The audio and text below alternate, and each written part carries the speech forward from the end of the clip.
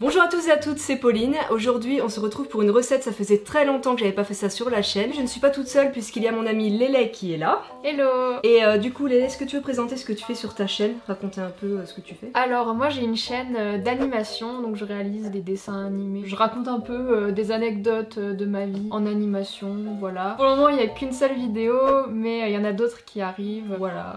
Et cette vidéo est vachement cool, et celles qui arrivent aussi vont être vachement cool, ça je peux vous l'assurer. Allez vous abonner si vous n'êtes pas abonné, parce que si vous vous abonnez pas, vous allez vraiment louper quelque chose, donc il faut absolument y aller. Donc on se retrouve aujourd'hui pour faire quoi? On va faire des onigiri. Est-ce que vous connaissez les onigiri? Je ne sais pas, je suis pas sûre que vous connaissez tous. En fait, vous êtes nombreux à me contacter sur les différents réseaux sociaux pour me dire que vous recherchez des recettes assez simples à faire parce que vous êtes étudiant et qui ne coûtent pas trop cher et qui sont du coup rapides à faire. Et les onigiri, ça en fait partie, c'est une recette japonaise, hein, vous l'aurez compris, qui est à base de riz. Et pour être plus précise, les onigiri en fait, c'est des boulettes de riz dans lesquelles on peut mettre à peu près tout ce qu'on veut. Alors il y a bien sûr des choses, des condiments on va dire qui sont un peu plus traditionnels, un peu plus japonais, mais concrètement on peut mettre absolument ce qu'on veut en fonction de son budget, en fonction de ses envies, etc. etc. Et donc aujourd'hui on va vous montrer la recette de base et on va faire ça ensemble du coup. Yes. Donc la première étape pour faire des onigiri, c'est bien sûr d'avoir du riz rond, du riz japonais, du riz en général qu'on dit pour sushi. Et ce riz, la première chose à faire, l'étape la plus importante en fait de toute la recette, même si on dirait pas, c'est de le laver. Voilà. Ouais. Est-ce que tu sais pourquoi?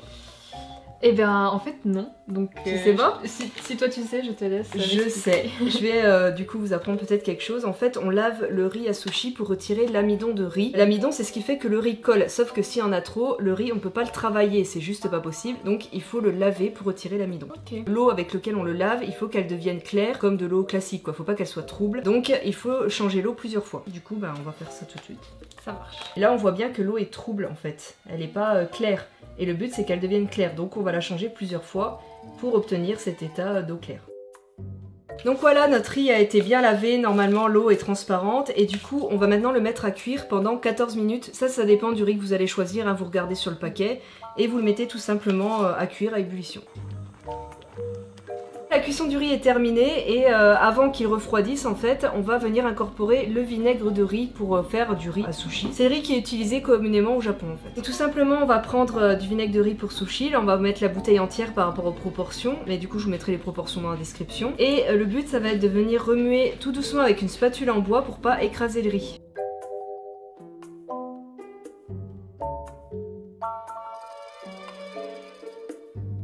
J'adore le son que ça fait. Ouais, j'avoue, c'est de l'ASMR. C'est trop satisfaisant à faire. Là, Lélé a bien mélangé et maintenant on va le laisser refroidir au frigo pour pouvoir ensuite le manipuler quand il sera froid. Puisque pour ceux qui ne savent pas, les onigiri en général se mangent froid.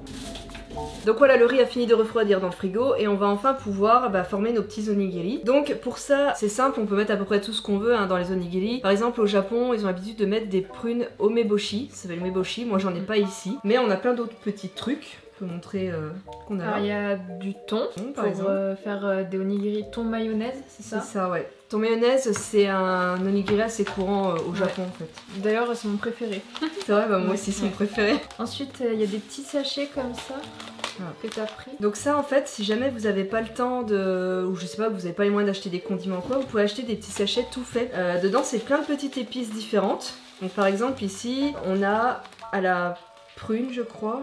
Et aux légumes. Ouais, c'est ça, prunes et légumes. Prunes et légumes. Seaweed et egg, c'est donc seaweed and egg, ça doit être algues et œufs. Ouais, c'est ça. Voilà, il y a différentes petites graines qui existent comme ça, c'est des petits mélanges qu'on achète tout prêt, je vous mettrai des sites dans la description. Et grâce à ces petits mélanges, vous n'avez pas trop à vous casser la tête, il suffit de mélanger à votre riz et à former votre onigiri en fait, et c'est terminé. Donc voilà, ça c'est des petites astuces on va dire. Du saumon fumé, c'est ça? Saumon fumé. Et pour faire le contour, algue. l'algue.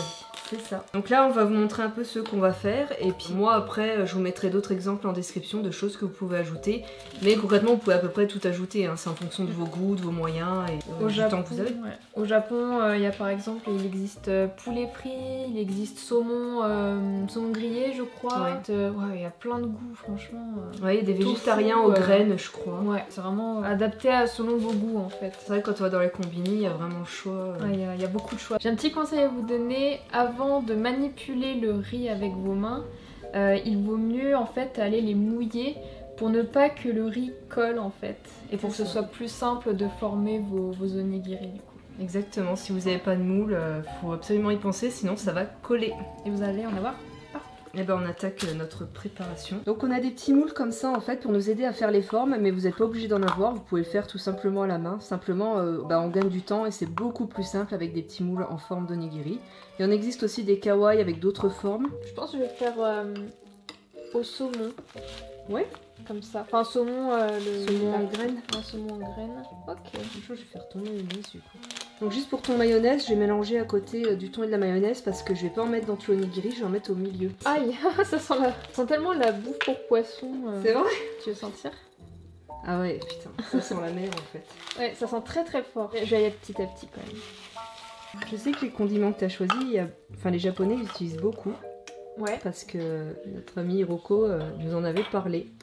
Ah oui. Ces condiments, il nous avait dit que c'était beaucoup utilisé dans la cuisine japonaise. Les petits sachets comme ça? Ouais, c'est ça. Et encore là, t'en as que 3, mais je sais qu'il y en a J'en ai que 3 différents, mais il y en a beaucoup. Il y en a énormément en vente. C'est ça, il existe beaucoup de parfums. Là, je vais vous tester les 3 là, mais regarde là, elle a senti le thon.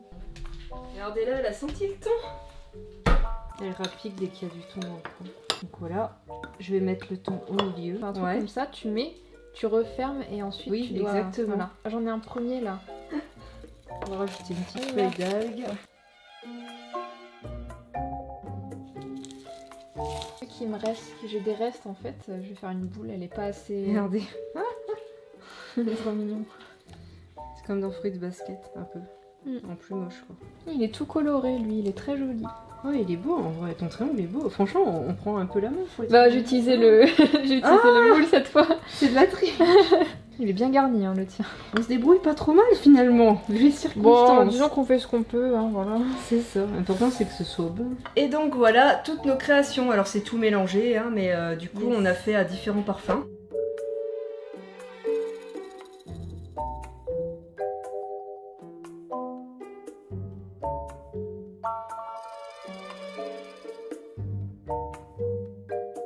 On a dit ton mayonnaise, toutes les petites graines voilà, qu'on a pu mettre, toutes ces choses là.